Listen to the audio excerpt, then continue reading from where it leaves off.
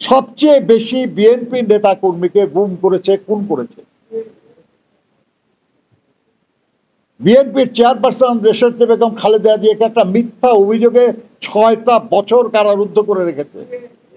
ভারপ্রাপ্ত চেয়ারম্যান জনাব তারেক রহমানকে দেশে আসার পথে বাধার সৃষ্টি করেছে, তাকে পঙ্গু করে ফেলা হয়েছিল।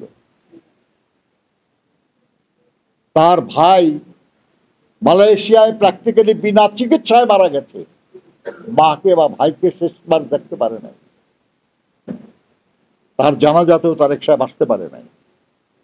বিএনপির মহাসচিব সহ এমন কোন নেতা আছে যার বিরুদ্ধে অন্তত 50টা মামলা নাই? আমাদের হাবিবুন নবী সোহেলের বিরুদ্ধে 400-র বেশি মামলা।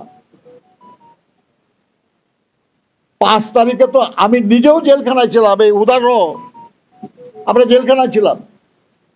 আমাকে যখন বাসা থেকে নিয়ে যায়, আমার স্ত্রী তখন দারুণ অসুস্থ, তাকে অক্সিজেন দিয়ে রাখা হয়েছে, নার্স বাসায় তার সঙ্গে, সে অবস্থায় গ্রেফতার করে নিয়ে যায়, ডিবিতে ফ্লোরে ফালায় রাখছে ময়লা কম্বলের উপর। আর আমাদের কথা বলেন আমরা আওয়ামী লীগের পুনর্বাসন দেব, আওয়ামী লীগের পক্ষে থাকি, এই ফাজলেমির কোনো মানে হয়? এটা কি সম্ভব? এটা আমরা বেঁচে থাকতে আওয়ামী লীগের সঙ্গে আপোষ কেউ করবে? আরে আমরা তো নাই, অন্য কেউ করতে গেলে তাকে পর্যন্ত আমরা বাধা দেব। এইসব ফাজলামি করার কোনো মানে হয় না। আমাদের আছে কিছু কিছু লোক নিজেদের বুদ্ধিমান দাবি করেন, কিন্তু তাদের বুদ্ধি কারো পক্ষে বা কারো বিপক্ষে যখন যায় তখন আর বুদ্ধিমান সঠিক থাকে না।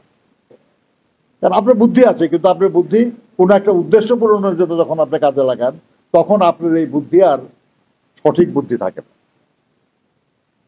আল্লাহ যাদেরকে বুদ্ধি দিচ্ছে তাদের উচিত বুদ্ধিটা সঠিক পথে কাজে লাগানো, কারো পক্ষে বা কারো বিপক্ষে না। তাহলে তো হবে না। তাহলে এটা যে আপনার একসময় সবচেয়ে বুদ্ধিমান লোকদেরকে বিচারক বানানো হতো, এবং তারা তাদের বুদ্ধি বিবেচনা এবং দেশের আইন বা যারা যে আইন মানে আর কি, সেই আইন অনুযায়ী যেটা সঠিক তারা সেটা করতো, এর বাইরে যেত না তারা। আমরা মনে করি যাদের বুদ্ধি বিবেচনা আছে বলে দাবি করেন, তারা কারো পক্ষে বিপক্ষে না, সঠিক কথাটা বলে। বন্ধুরা আমার, তারেক সাহেবের দেশে ফেরার ব্যাপারে